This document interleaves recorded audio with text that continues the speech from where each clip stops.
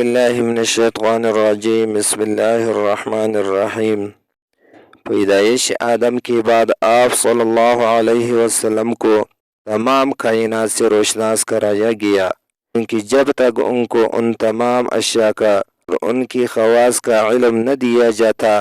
وہ زمین کی نیابت و خلافت کا فریضہ ادا نہیں کر سکتی تھی۔ اس کی مثال بالکل ایسے ہی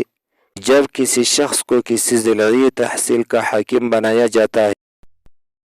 اس کو وہاں کے تمام تفصیلی حالات سے آگاہ کیا جاتا ہے، ورنہ وہ حکومت کی صحیح فرائض انجام نہیں دے سکتا۔ طرح حق تعالیٰ نے بھی کائنات کی تمام اشیاء ان کے خواص حضرت آدم علیہ السلام کو تعلیم فرمائی، اور تفسیر عزیز میں ہی کہ ابن عباس رضی اللہ تعالیٰ عنہ نے فرمایا کہ وَعَلَّمَهُ كُلُّ شَيْءٍ حَتَّى الْقَصْعَةُ الْقَصْعَةَ، ترجمہ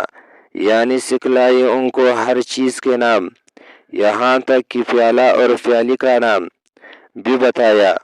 اور ابن جبیر رضی اللہ تعالیٰ عنہ نے فرمایا ہے کہ حَتَّى الْبَعِيرُ وَالْبَقَرَةُ وَالشَّاةُ، ترجمہ یہاں تک کہ اونٹ اور بیل اور بکری کی نام بھی آپ کو سکھائے۔ اسی طرح بیان کیا ہے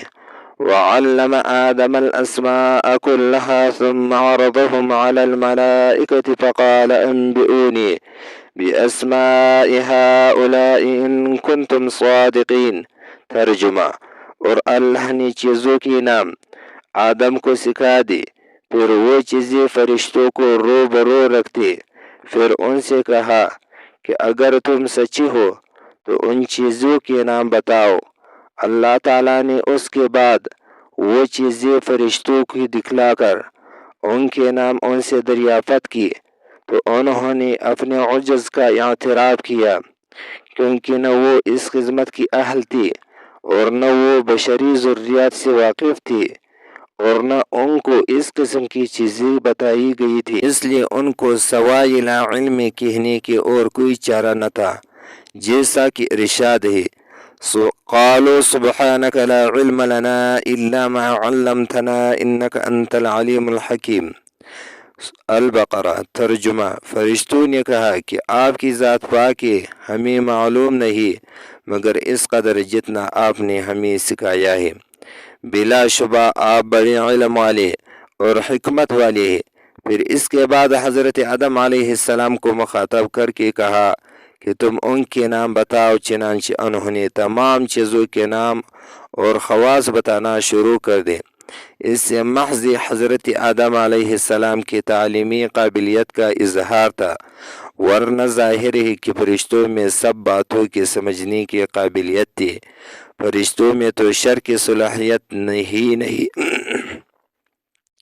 فرشتوں میں تو شر کی صلاحیت ہی نہیں، البتہ جنات میں خیر کی صلاحیت تو ہے، مگر ان میں شر کا اس قدر غلبہ ہے کہ ان میں خیر کی صلاحیت بہت کمزور اور ضعیف ہے، لہٰذا انسان ہی اس کا اہل تھا اور اسی کا ہر چیز کا علم دیا گیا۔ نیز اس واقعہ سے عالم کے عابد پر فضیلت بھی ظاہر ہوگی، جیسا کہ نبی کریم صلی اللہ علیہ وسلم نے فرمایا فضل العالم علی العابد کفضلی علی ادناکم، ترجمہ ایک عالم کو عابد پر ایسی فضیلت اور بزرگی حاصل ہے جس سے میری بزرگی اور فضیلت ایک معمولی درجہ کے مسلمان پر۔ بہرحال جب حضرت آدم علیہ السلام نے تمام نام بتا دی تو اللہ تعالیٰ نے حجت قائم کرتے ہوئے فرمایا قال الم اقل لکم انی اعلم غیب السماوات والارض واعلم ما تبدون وما کنتم تکتمون، ترجمہ فرمایا اللہ تعالیٰ نے کہ کیا میں تم کو نہیں کہا تھا کہ بلا شبہ میں آسمانوں اور زمین کی تمام پوشیدہ چیزوں کو جانتا ہوں، اور جو کچھ تم ظاہر کرتے اور جو پوشیدہ رکھتے ہو سب مجھے معلوم ہے۔